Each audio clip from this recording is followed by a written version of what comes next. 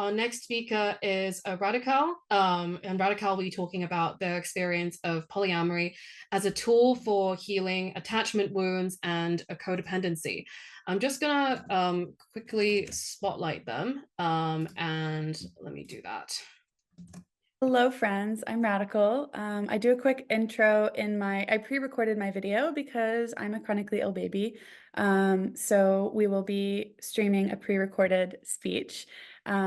But I'm really, really grateful to be here, and I will be live in the chat answering any questions if you have them. Hello everyone, it is so wonderful to be here. Thank you to Leanne for hosting such a beautiful event, and for everyone speaking for your time, energy, and wisdom. Thank you also to everyone in attendance for your generous donations to our cause and for being here to learn with us today. My name is Radikal. I use they, them, and he, him pronouns, and I am the sex educator and chronic illness advocate behind Queering Sex. I graduated with a degree in sociology last spring, and I've only formally been doing this work since November of last year. So speaking at such an impactful event so early in my career is such a privilege, and I'm so grateful to be here. For the next few minutes, I will be sharing with you my experiences of non-monogamy as a tool for healing attachment wounds and codependency. I do want to give a gentle trigger warning for discussions of relational trauma, and I encourage you to take care of your heart and step away if you need to. For me, healing attachment is about two main things. Firstly, it is about reframing our learned narratives. Just as we can reframe anxiety into excitement, we can reframe jealousy, envy, or feelings of betrayal into compersion, understanding, and deeper care. I say this not to excuse any abusive dynamics of betrayal, continual hurt, or violation of consent or trust, but rather to help us realize that we can learn from the hard feelings and that we can reframe them when it's appropriate. My deepest healing of my attachment wounds and relational patterns came from reframing my anxious brain's rattlings on into productive narratives about what was going on in my internal emotional landscape. Secondly, healing attachment wounds is about nervous system regulation. For me, this looks a variety of ways. It looks like taking space when I need it, asking myself and others what's happening in our bodies at any given moment, and somatic practices like dancing, shaking, diaphragmatic breathing, and cold exposure. Getting to the point of being able to cope with difficult feelings in both brain and body took a lot of work in therapy and a lot of trial and error. As a kid, I grew up in a tight-knit, nourishing family, but it still had insidious, codependent, and mutually enabling dynamics despite this. I learned to choose either a fawn response to keep the peace or to defend myself vehemently, even if it meant perpetuating conflict. I leaned really heavily into both directions, depending on the situation. But as I got older, that self-assertion side became almost aggressive, and it scared off anyone I tried to connect with. I spent my entire adolescence seeking intensity, which led me to spend a few months in a relationship with someone I had met online, who I later learned had my worst interests in mind, was cheating on me, and was actively abusing me. And yet I stayed because I was desperate for real love.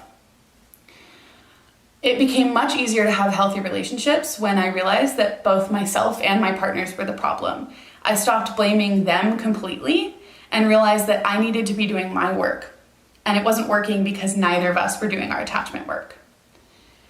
I had a pattern, one I thought impossible to break, of getting stuck in this eternal cycle of 3-month relationships that would implode on themselves. I desperately wanted something different, and I asked myself very honestly, how do I do such a thing?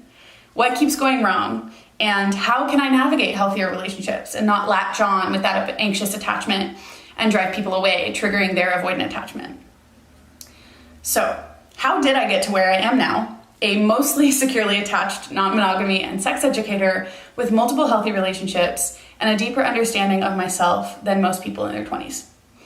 The answer is this: 16 years of therapy, nearly 4 years of relational 12-step programs, a special interest in psychology, and a lot of reading and talking about codependency, non-monogamy, attachment, and trauma.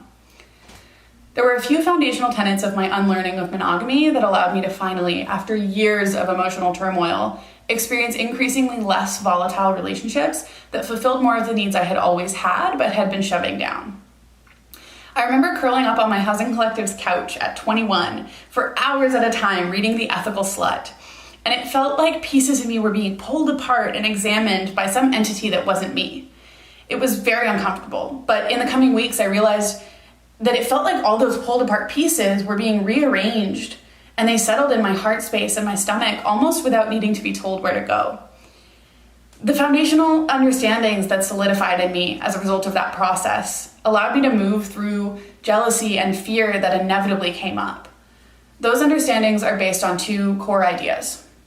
One, just as I needed to learn non-monogamy, I needed to unlearn monogamy.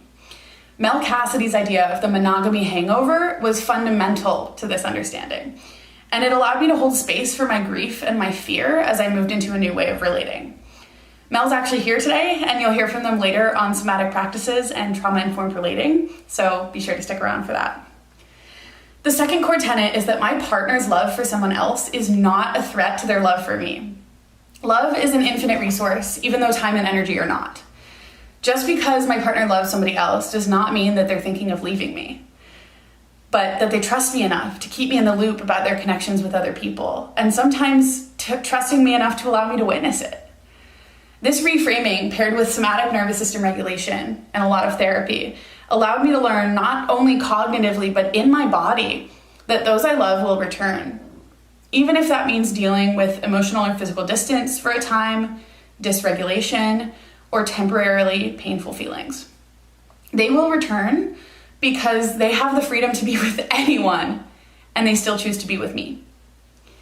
Thus, we come back to the two ideas I opened with. Healing attachment is about A, re-regulating the nervous system to trust, and B, appropriately reframing emotions to better serve us.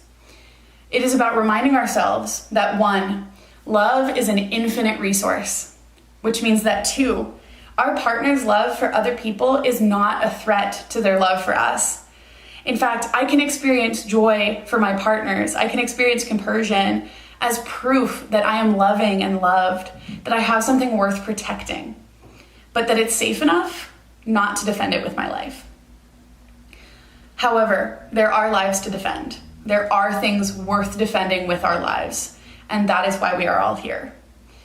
Some folks have questioned why we're relating polyamory to Palestine, and to that I call back to the feminist movements of the 1960s to say the personal is political. Thus, polyamory is political. Thank you for being here. Free Palestine.